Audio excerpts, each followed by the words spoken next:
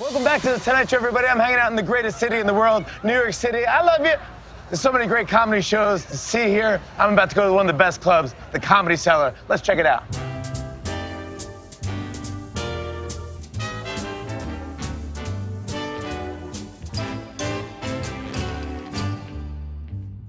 Hey, everybody. I'm here at the legendary comedy club, the Comedy Cellar, here in the Village in New York City. And I'm with a very, very funny comedian who also is co-host Weekend Update with Colin Jost. Michael Che is here, ladies and gentlemen. Thank you for Jimmy. Thank you for meeting me here tonight. I appreciate it, buddy. Cheers. Oh, yeah. We're going to do this. Oh, yeah. Let me ask you something. Comedy clubs. Do you remember your first time at any comedy club? Anywhere? Oh, man, I do remember my first time at a comedy club. I don't even remember which one it was, but I remember my brother had tickets, like some college giveaway. You know, like colleges used to do like the packages where they just give a bunch of kids tickets for, I don't know, very cheap. Yeah. And we went. I was like 16 years old. Did you know at that point that you wanted to be a comedian? No, absolutely not. I didn't really know that was like a realistic job. When did you start going, okay, I can be funny, I can maybe do this? Much later, like in my mid-20s, I tried it. I got super drunk and tried it. That you see how the story started. Yeah, I got super drunk and tried it. Some open mic? Some open mic, literally down the block. Some open mic. I bought a bottle of E&J brandy, which is like $3 a pint. Oh my God, sounds quality. Oh yeah, it's really good for you too. It's good. They make like medicine. My grandmother used to make medicine out of it. And I remember I drank a whole bottle and I saw people perform and I was like, well, everybody was terrible. And I was like, well, if they could be terrible and confident, I could be terrible and confident. So I just tried it. And it was so much fun. I remember being up there being like, oh, I'm gonna do this all the time. Do you remember the best advice you got from a comedian? Or? I remember one time I was opening for Tracy Morgan, and I remember I didn't really know him. I just was opening, and I opened for him, and I had a good set, I thought. And he comes on, and he does his set, and I remember I was in the green room waiting after the show. Oh, man, I can't believe I'm telling this on TV. I was in the green room waiting after the show, and it's filled with people. And Tracy comes off stage, and everybody's congratulating him, and like, oh, man, great show, great show. And then he's like, everybody get out except for you. And I'm like, what did I do? And everybody clears out. He closes the door, and he was like, we got to work on your act.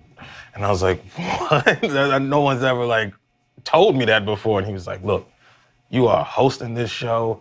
You stand in front of the microphone. You got to move that mic out of, get that mic out of there. You got to work the stage. I had to warm up this hot spot. Like he's literally schooling me on how to MC a show, like in real time. And he's telling me everything I did. Like he watched it. He told me every single thing I did and what I needed to do. So it was kind of maybe the coolest advice because it was real. He wasn't trying to protect my feelings.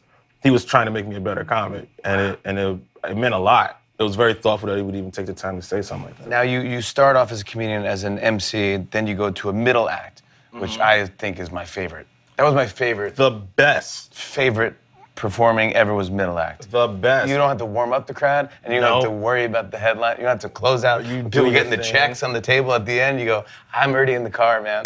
I'm already out. It's awesome. And then when you do well as a feature, as a middle, oh, it's perfect. I remember I was at the Improv my first Saturday night, which is a big deal to do a Saturday. I remember I'm nervous, and I go in, and Jerry Seinfeld's eating dinner in the club with Bud Friedman. And I go, oh my gosh, that's Jerry Seinfeld. So I go in to do my thing, and I do a lot of impressions. I was an impressionist in my act, you know.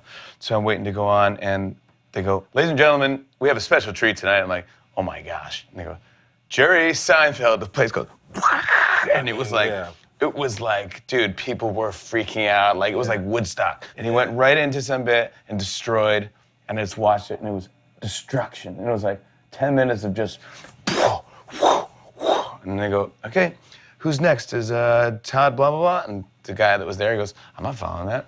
Later, he split, and he's like, Ed's blah, blah, and this guy goes, I'm not gonna follow that. Bye, dude. And he goes, who's Jimmy Fallon? Who's Jimmy Fallon? Is there Jimmy Fallon? And I was like, I'm Jimmy Fallon. He's like, you're up next, buddy. He goes, that's my first Saturday. He's like, there you go, good luck. Oh. And I go, I had to follow Jerry Seinfeld, and I was like so nervous, and I just like, but I had him in my act. So I just changed the order of my voice. I go first up, Jerry Seinfeld, and they go, what kind of things have these done? And I won the crowd back.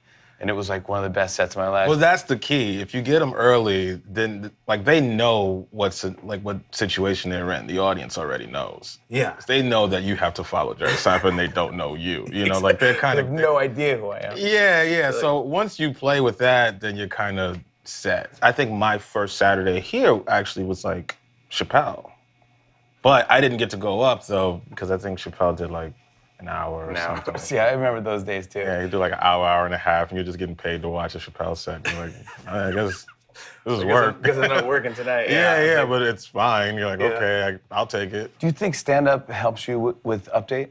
I think it certainly can. It definitely sharpens your brain to get that first take, you know, where you know, once you hear the story, you kind of know exactly where the comedy is. You know, SNL is very much about timing and boom, boom, boom, boom, and then the camera's off you. Yeah, you know, exactly. you know, doing Update with someone else, the camera's off you as soon as the joke is told. So you don't really get to milk it. You don't really get to finesse it. So it's a little bit harder. There's a lot of things about stand-up you have to unlearn, but there's a lot of things in stand-up that really helps. What are you guys doing for WWE?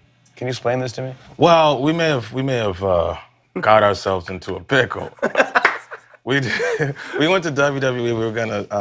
Stephanie McMahon knows that we're huge fans of WWE, and we're doing WrestleMania as correspondents. I mean, it's just like one of those things that you can't believe you get to do. Yeah. So we went to Raw and Philadelphia with everybody, and it was really awesome. Colin got into some hot water. Might have got somebody angry. A very large man angry, and that man took it out on him physically. No. Yeah, it's gonna be fun. Make sure you have security. It's gonna be fun. No, we don't need security. It's man. WrestleMania. Dude. That's big. That's big time. Congratulations, dude. I This can't wait was to so watch. much fun. Thank you, honestly, seriously. Thank you for having me on this one. This is special to me. I've done your show a lot of times, but this is cool as hell. This is great, right? This is cool as hell. We should get out because they're about to start a show. All right, let's do it. Let's go, man. I'm leaving the water. That's tip. On and on and on. I said, and it's on and on and on.